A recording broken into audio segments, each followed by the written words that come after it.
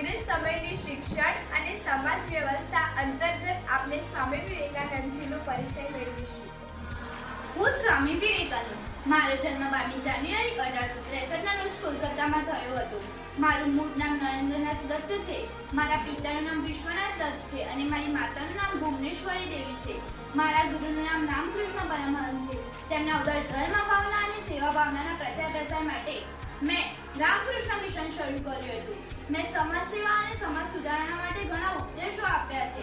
મેં અમેરિકાના શિકાગો શહેરમાં વિશ્વ ધર્મ પરિષદના સભ્યોને સિસ્ટર્સ એન્ડ બ્રધર્સ કહીને સંબોધન આપ્યું હતું.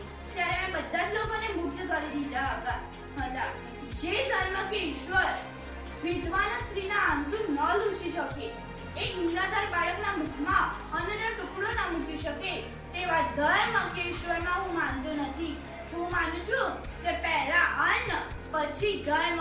હું માનું છું કે માનવ સેવા એ જ પ્રભુ સેવા છે. હું દરેક યુવાનોને કહેવા માંગુ છું, ઉત્તિષ્ઠ, જાગ્રત